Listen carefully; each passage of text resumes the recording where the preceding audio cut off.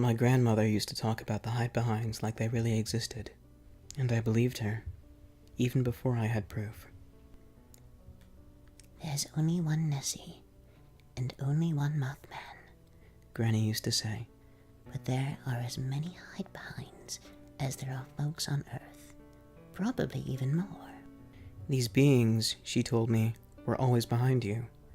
Every second of every day, there's a hide-behind about an inch away from your back. She had one. President Kennedy had one. I have one. Everyone does. These things stick behind us, waiting for the moment when our lives end.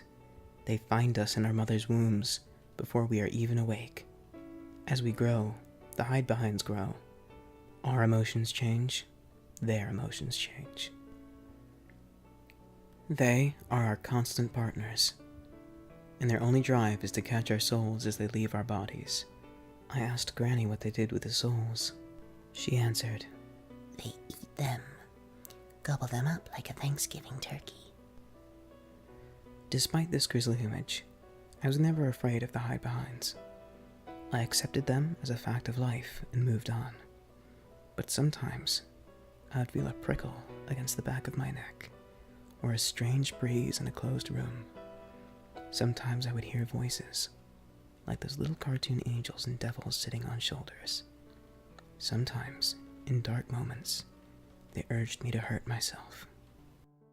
I got older, and grew dissatisfied with the foggy description of the hide-behinds. I asked Granny what they looked like. Oh, Angel, She said to me, you must never look at a hide-behind. They hide themselves very well, in mirrors angled at mirrors reflected in mirrors, many times. I asked her how many mirrors you needed to see a hide-behind. She just laughed and patted my head, saying, It's better not to try, love. They don't like to be looked at. She wouldn't give me a number, but I found out later anyway. Years on, after my grandmother caught throat cancer, I thought about the hide-behinds more often.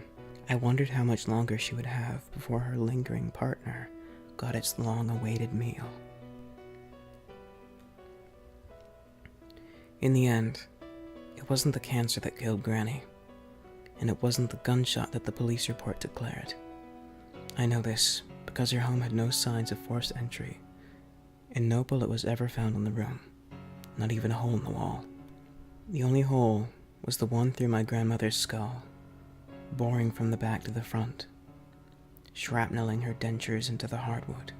Thank God I was the one who found her body. Anyone else would have wondered what all those mirrors were for, placed at odd angles around her bedroom.